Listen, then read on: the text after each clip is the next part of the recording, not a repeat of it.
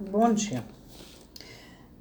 Eu queria fazer um pequeno ajuste aqui e uma colocação esclarecedora de um modo geral. No parágrafo 42, que eu voltei duas vezes, né? Eu fui uma vez e voltei, eu passei duas vezes por ele e não estava simpático para mim. Diz assim na tradução: e declaramos como uma afirmação que não pode ser isolada da seriedade de nossa colocação atual, que a presença do supraevocado lato ravador na poltrona em que a timidez de Freud, a nos fiarmos em nosso autor, teria confinado o analista, colocando-o atrás do divã, nos pareceria preferível a do sábio que sustenta sobre a linguagem e a fala semelhante discurso. Eu vou preferir pegar o Lacan mesmo. E postulamos como uma afirmação que não pode ser cortada da seriedade de nosso propósito atual. Qual é a seriedade do nosso propósito atual? É o símbolo, linguagem, como estrutura e limite do campo psicanalítico, que é o tomo que a gente está trabalhando. Que a presença do guaxinim, aquele rato lavador, parece-nos preferível, quer dizer, parece a ele, Lacan, preferível ao de um cientista que fala tal discurso a respeito da linguagem e da fala. Quer dizer, e nós vamos ver por que daqui a pouco.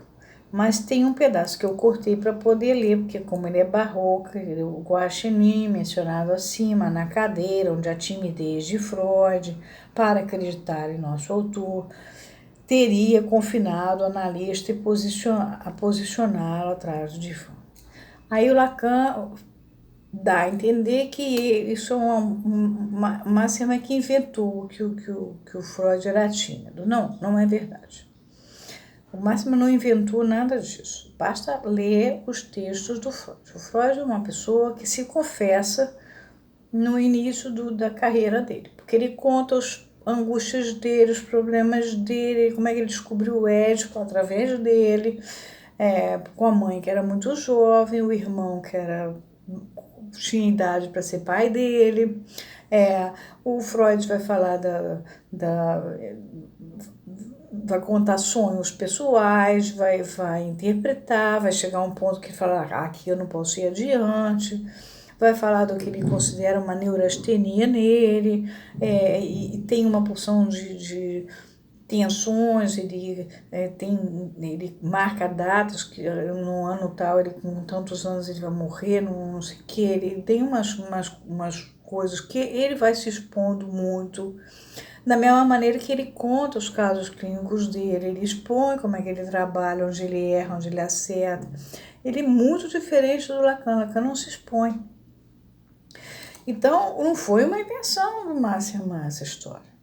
Essa história está lá, basta ler a história do Freud, os volumes todos. O Freud fala da noiva, né, de ter ido visitar a noiva. O Freud fala tudo, ele conta a vida dele. Ele fala dele. Então, isso aí não procede. Não foi uma invenção do Máximo. De fato, o Freud inventou a ideia de sentar atrás das pacientes, que ele considerava pacientes.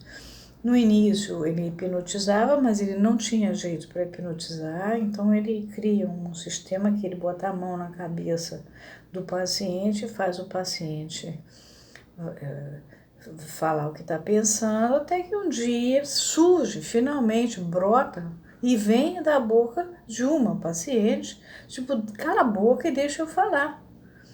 E assim nasce a associação livre e a cadeira se mantém atrás do divã, posta por Freud. Então, a ironia do Lacan, que parece que primeiro que o Masterman é que botou o Freud atrás do divã. Não, o Freud é que se botou de fato atrás do divã. Era tímido? Era sim, ele mesmo conta das angústias dele. Era tímido, era angustiado. Depois, realmente o Masterman põe o rato numa condição de virar analista, põe. E é aí que ele vai falar que ele prefere o guaxinim, o rato, do que um cientista que fala um tal discurso a respeito da linguagem e da fala. Por quê? Agora sim. O nosso assunto é o quê? Símbolo e linguagem como estrutura e limite do campo psicanalítico. A gente já viu o que é linguagem. Linguagem são vocábulos, vozes, gritos, formas artísticas, cantos, sinais, gestos. Vocês viram que, como é uma faculdade de se comunicar, ele aceita a ideia que os etologistas têm de que os animais se comunicam através dos seus sinais, dos seus gritos, das suas maneiras de se comunicar. Né? Ele fala das gaivotas. Bom, até aí tudo bem. Mas a gente tem símbolos. Então a gente tem os vocábulos, a língua. E a gente tem os símbolos como emblemas, como marcas, como alegorias, como insígnias distintivos, as fitinhas que eu falo, as bandeiras dos países, os símbolos das indústrias todas, né? Todas as marcas. Então, isso é símbolo, a gente olha e sabe. O nosso cachorro, se ele via, ele não sabe distinguir o que é aquilo, se é um refrigerante, que marca é aquilo. Ele não tem capacidade, se ele viu uma bandeira, ele não tem capacidade de fazer essa distinção. Então, ele não tem acesso ao simbólico. Agora, dentro da linguagem, a gente tem a parte da língua. A língua tem a gramática, que é o que rege o funcionamento da língua, mesmo se essa língua não é escrita, ela pode ser escrita ou não escrita. Ela vai ter o signo tem o significante, que é a imagem acústica, e tem o significado, que é o sentido, o conceito, a noção que eu dou para aquela imagem acústica. Por exemplo, nós temos a palavra manga. Manga, para nós, pode ser a manga fruta ou a manga da camisa, por exemplo. Manga do vestido. A gente tem a palavra como.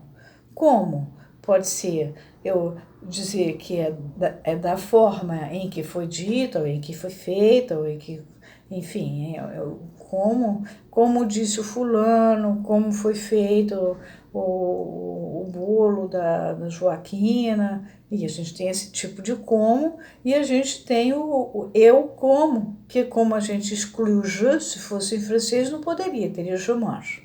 Mas a gente põe como comida natural. Então, é o verbo comer que está em jogo.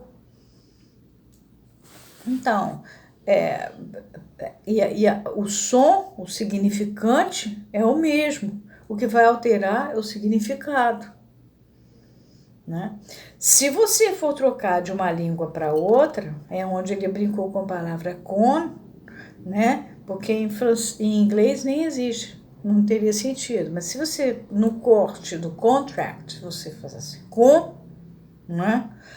E chegasse ao com, fosse cortando o sematema a ponto de chegar ao com, né? Vai tirando o T, o R, tal. O cara, ao mesmo quando ele apertasse a luz e a campainha, e ele ia ver a bobagem, a bobajada, o ridículo da experiência que ele estava passando. É isso que Lacan está falando.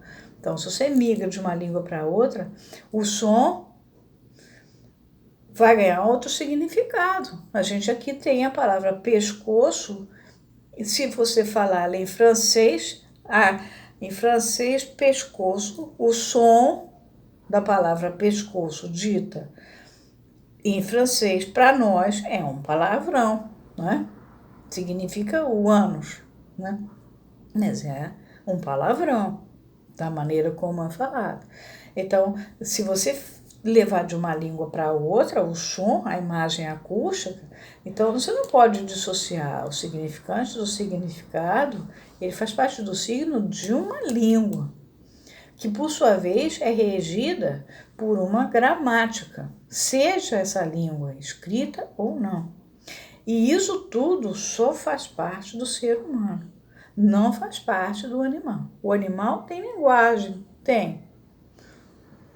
Ele tem uma maneira de se expressar, de marcar o território, fazendo aquelas barulheiras toda aqui onde eu moro, tem os macaquinhos que passam, tem vários pássaros, eu escuto, agora eles estão brigando, né, por essa árvore, daqui a pouco mudam, enfim, né, aquele monte de miquinhos e tal, que passam de tarde, são tribuzinhas, na verdade, estão lá discutindo, eu tenho árvores aqui em frente, então, quer dizer, esses bichinhos se comunicam, eles têm uma faculdade de se comunicar.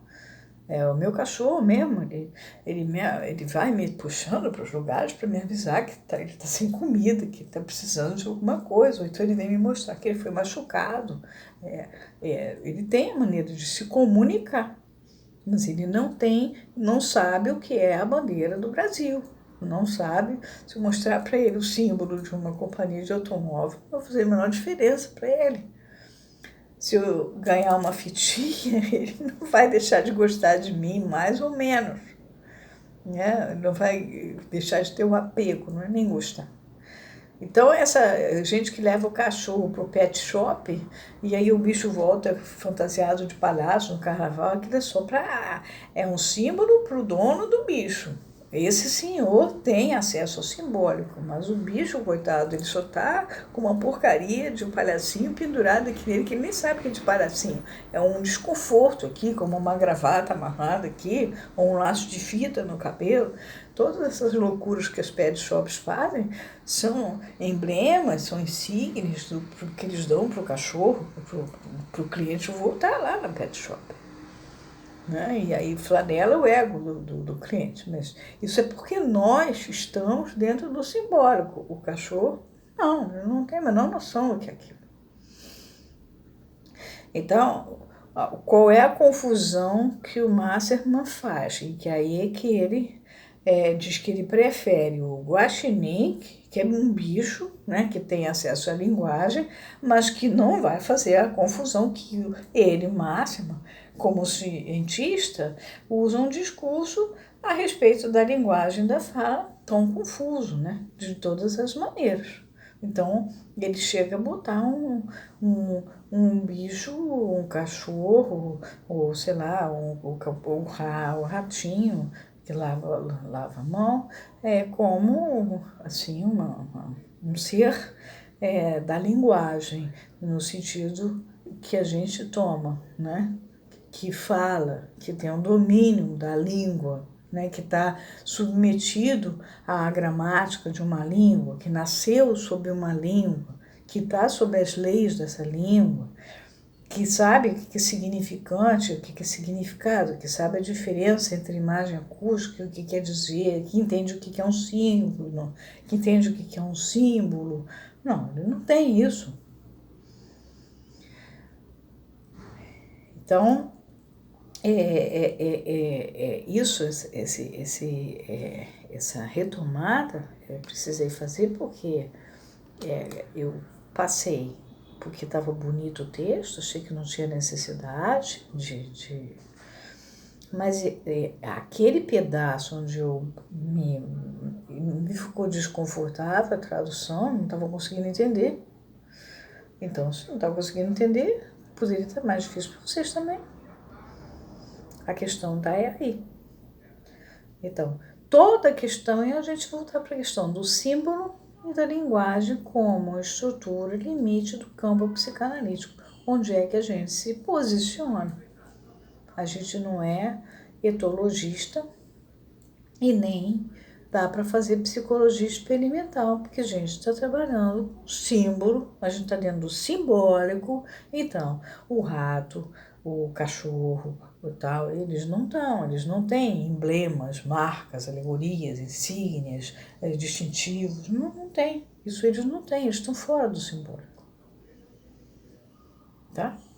Então foi só isso, uma primeira entrada, antes de voltar. Na verdade, a gente já tinha visto o 44. Ele vai ser retomado porque o 45 é uma continuidade dele, mas a gente já tinha visto o 44. Disse que a gente foi até o 43, a gente tinha ido até o 44. Só que vai ter que ser retomado da próxima vez a partir dele, porque o 45 é uma consequência dele, tá bom? Bom, a gente fica por aqui, foi um pouco mais longo, mas eu tinha que explicar muita coisa.